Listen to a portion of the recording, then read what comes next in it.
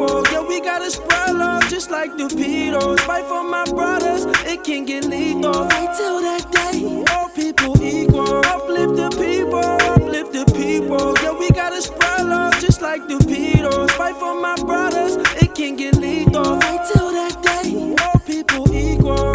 Yo guys, welcome back to the channel. Hope you're all doing well. In today's video we're going to be installing a rear view camera on the IS200 because as you can see we got a fat ducktail, so it doesn't make it that much easier to park. And if you guys haven't seen already, in my previous video we did go and install the world's cheapest double din unit, and surprisingly it actually came with a reverse camera for free as well, so that's pretty awesome.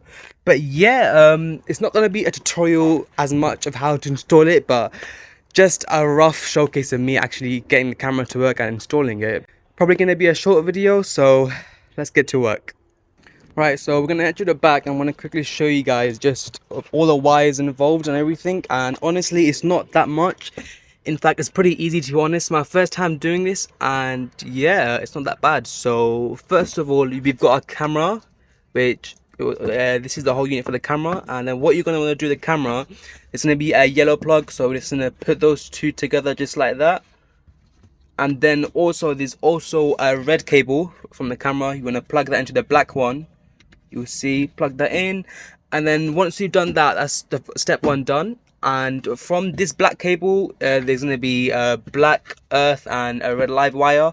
What I did do off camera, so there's a red wire coming out of this and a red one coming out of the black one, and as you can see I just joined them up over there.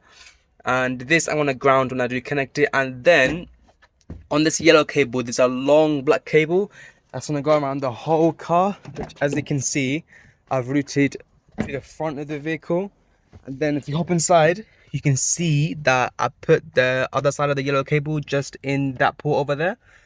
And what you guys have to do, you have to make sure you solder the red cable to the pink one. On your unit it might be different, but you can check on the cable diagram which cable is which. But this is for the reverse sensor, so you know it will let the unit know that it's in reverse.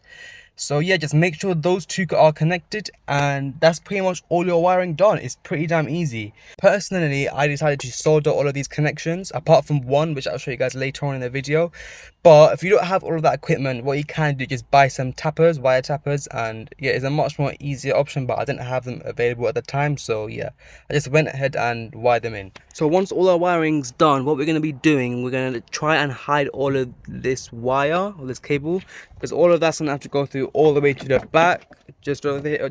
As you can see, it's coming all the way through and back to the rear of the car, where we're gonna hook up the camera. Right, so far what we've done, we've got the cable and we've wired it through this trim over here. We've removed the glove box and we just pushed it through behind it, and we've removed the trim over there, and we've fed the wire through just under the carpet through this piece of trim over there.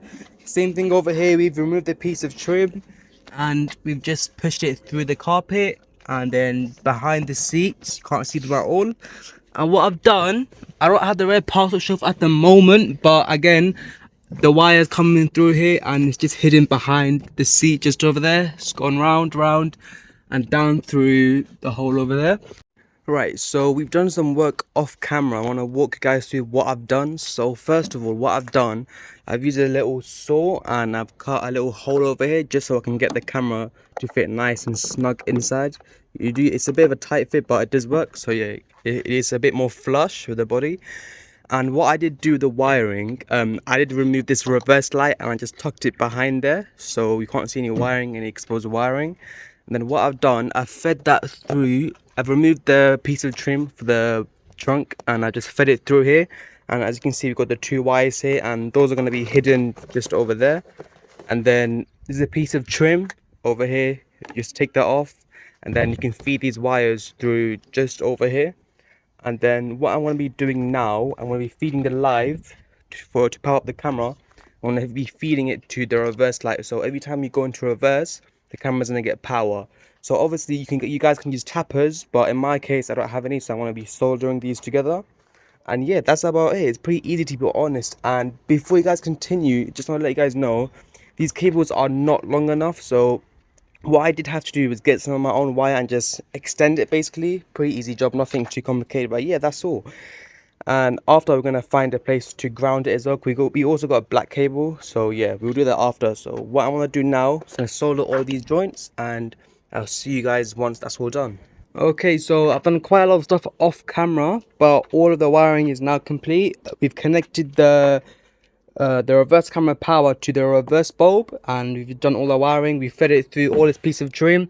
As you can see, you can sort of see it coming out from here, but again, the wiring is going up here. I fed the camera through here, and as you guys can see, I've just put the camera just over there where I made a little hole over there, and well, it is adjustable. There's a little clip there and you can move it up and down, but I sort of set it to a way where it sits quite nicely, so it faces downwards, and you can't really notice it that much, but it is still noticeable. I mean, you can see it. It's definitely not hidden as I intended it to be, but I can't complain. I mean, on most cars it is visible anyways.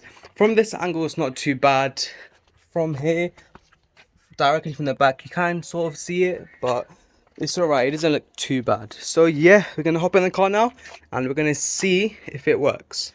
Right, so just gonna get in the car and hopefully this works. Gonna see how it goes. Put ignition on, wait for this to turn on, and there we go guys, there you have it. That's our reverse camera on. It does work, it's definitely functionable, but obviously you can't really tell on camera, but the quality is not good at all. You're probably gonna get like a 340p. You're not getting, you know, HD quality, but again, like I said guys, this is the cheapest stereo unit in the world, so you can't get any better cheaper than this. Another thing to mention is that, as you can probably tell, it does have 4 LEDs, so it'd be a bit more easier to use at night time. You can still see at night time, but I'm not too sure how functional that will be. But yeah guys, there we have it, the world's cheapest reverse camera that did come with the whole stereo, and honestly for the price, man, I can't complain. It is pretty good. I don't know how well it's going to show on camera, but it's functionable. The quality isn't that great, but as long as it does its job, that should be alright. So yeah, there you have it guys. That is how you install a rear view camera on the LEXUS IS200. I hope you guys enjoyed the video, and feel free to leave a like, subscribe, and comment down below. And yeah, I'll see you guys in the next one. Peace.